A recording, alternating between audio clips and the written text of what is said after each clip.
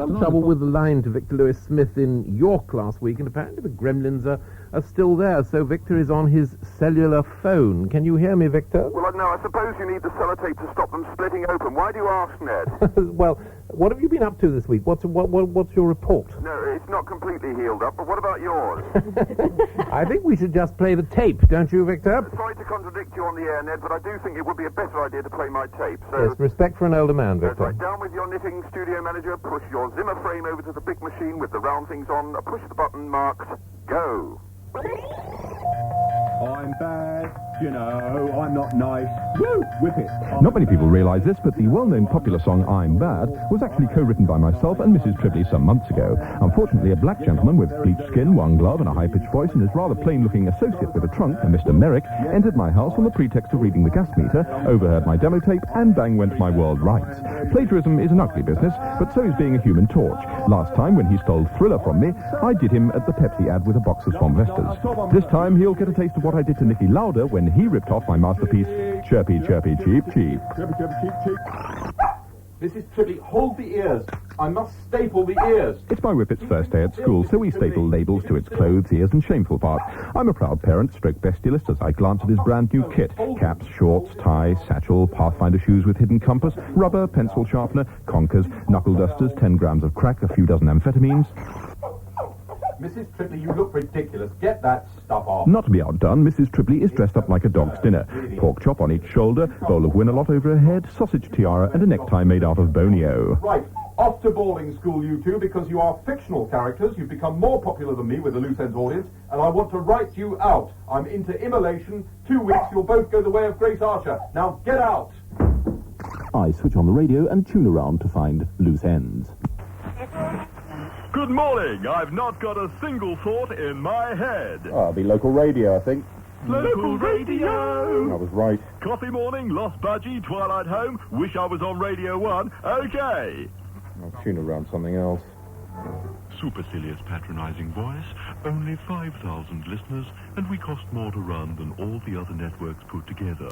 Mozart, Beethoven, That's Radio 3. Eventually, I tracked myself down on the rather sad Loose Ends programme. Just in time to hear my biting, satirical, frankly best bit in the programme item, I think. Good morning, Ned. It's Victor in Skegness. Give him a cheer. And here they're making the biggest Yorkshire pudding in the world. They've cut it around to make me sound nice. And I understand, sir, you're making it for charity. Oh, God, no. Big hand, everybody. Big hand. Lovely. Lovely. Oh, no. It's a disgrace. My piece for Loose Ends was angry and modern and all about picking scabs off your knee before they're ripe. They've cut it to ribbons. I'm phoning Guardhouse. Guardhouse, you've done it again. You've made me sound bland. I bloody well sound like Janine McMullen. I'm taking you to court this time. I'll want Janacek.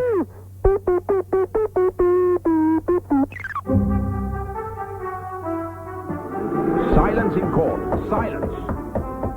Gentlemen of the jury, my client claims that his pieces have been bled dry and made anemic by the BBC. My lord, look at my client, Mr. Lewis Smith. Has he not eloquence? Has he not fragrance? Does he not wear an itsy-bitsy, teeny-weeny yellow... Anyway, over the past 6 months, the following words have been censored from his Ratings Savings masterpieces. They are these words, my lord. Cyril Smith, Boy Scout uniform, Queen Mother, Harrods, secret pouch, abortion, Tony Warren, bladder stick. Silence. Discharge. Silence in court. Silence in court.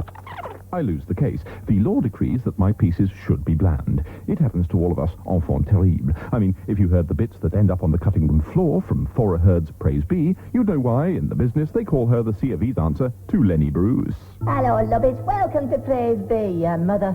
I have an out-of-body experience and ponder over BBC censorship in oligarchical terms.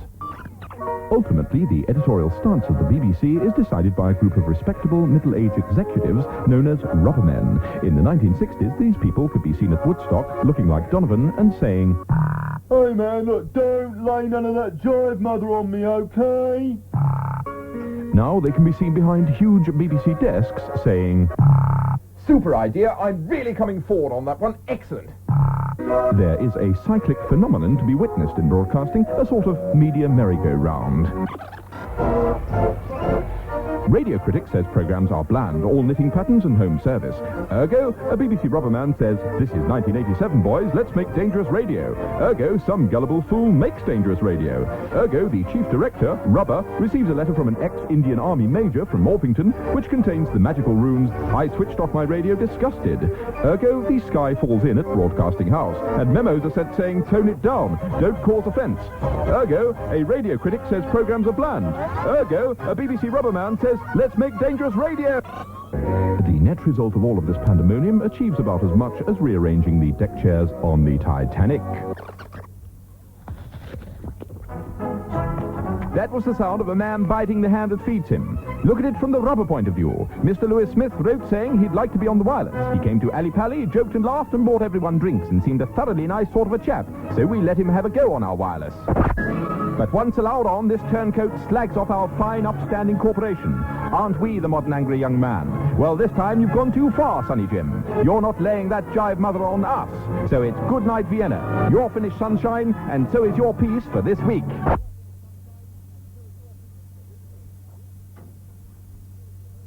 Hello? Hello? Ned? I'm not really sacked, am I? Make up, never do it again. If you do, I'll get the cane. Hello, London? Bloody hell, they mean it this time. London? Ah, sod it. I resign. I hurtle down the M1 in my Mini Moke, storm into Broadcasting House, and slam my resignation letter down on Margaret Howard's desk, saying I'd tell the world what she did at the staff Christmas party with an owner-win. Back in the flat, I pack my suitcase and disassemble my fantasy world. I deflate Mrs. Tripley, who was nothing more than a blow-up doll. The Whippet, a two-dimensional cardboard cutout with a back prop, I toss into the fire, along with my Fool 'em every time clip-on spotty back and some telltale back copies of Health and Efficiency magazine. I'm about to leave when a man outside starts breathing heavily through my keyhole. Who are you? I am flat number 2. You are flat number 6. I am not a number. I am called Shay's Nook, actually. What do you want? I want information. I've told you before, I don't know where you can buy videos of naked ladies rolling around in Blamont. In that case, I'm going to gas you then. No, not the Ronson refill. No! No! I regain consciousness and discover that the year is 1966. Rummaging through my wardrobe, I select suitable attire and hit the streets. Lovely, super. I'm in a black and white Chelsea Muse, dressed in a PVC miniskirt, thick eye makeup, long blonde wig, the whole ensemble topped with a Mary Quant plastic cap. I'm draped seductively across the bonnet of a white E-Type Jaguar, being photographed by David Hemmings through a fisheye lens.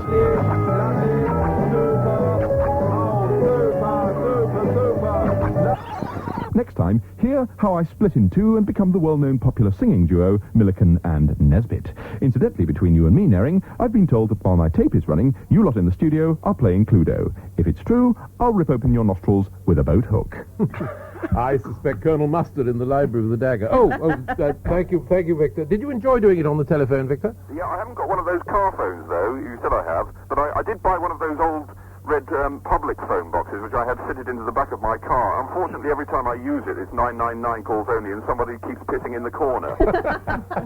It's yuppie. Very good. Have a nice day in York. Praise the Lord. Right.